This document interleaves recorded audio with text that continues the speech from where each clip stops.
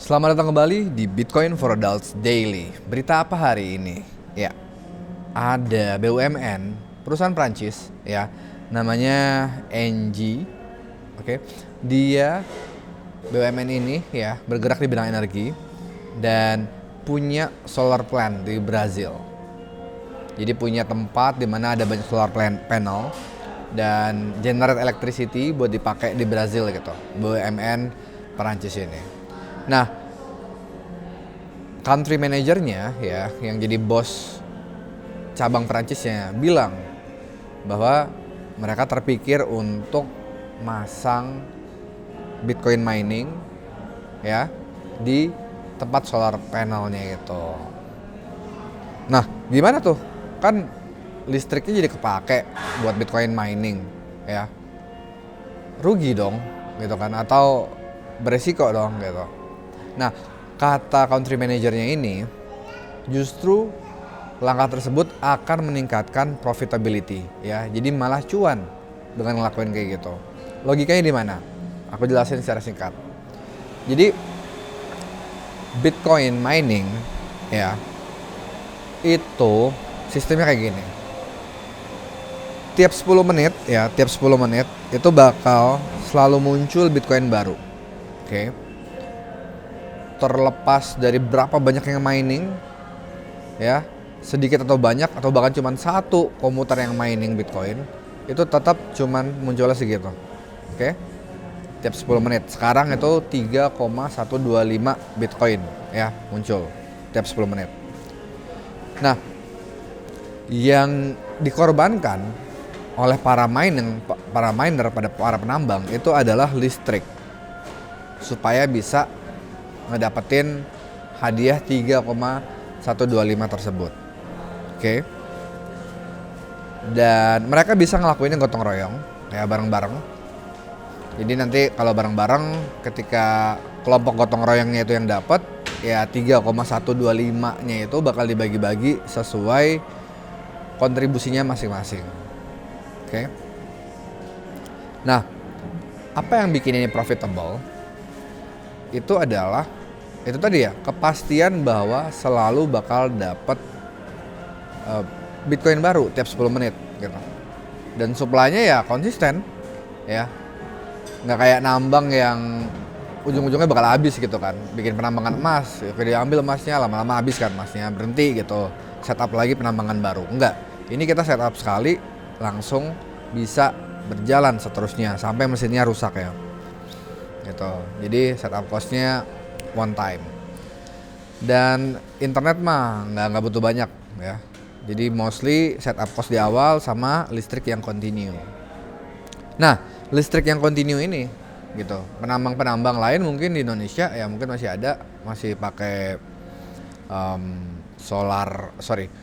diesel, mesin diesel ya, bensin solar, bukan solar panel gitu. Jadi masih pakai energi fosil. Nah, itu kan keluar duit terus tuh. Oke. Itu aja masih profit. Ini bisa dapat gratis dari cahaya matahari. Nah, profitnya pasti gede kan, pasti tebal kan, di sesuatu yang continuous dapat. Nah, di sisi lain ya, keuntungannya itu dari sisi si solar panelnya itu sendiri. Solar panel itu ya murah, cuman bakal mahal kalau butuh investasi baterai untuk menyimpan listriknya. Jadi kalau kita bisa ambil panen listrik ya, terus nggak kita alihin ke baterai, tapi kita alihin ke mining Bitcoin ya, untuk listrik yang nggak kepake sama publik, sama rumah-rumah, sama kantor-kantor, pabrik-pabrik gitu. Nah, untung dong ya, karena si alat solar panelnya itu murah, mataharinya itu berlimpah ya, dan sisa yang nggak kepake gitu, yang kalau nggak dipakai emang beneran angus ya, kecuali tadi mau investasi baterai ya. Jadi ini adalah investasi yang sangat-sangat menjanjikan kalau paham bahwa memang Bitcoin akan selalu bermanfaat, akan selalu dibutuhkan sebagai ya jangkar moneter, sebagai uang level atas lah gitu. Yang sekarang kan diisi sama treasury bills nya Amerika ya, atau mungkin ya dolar gitu.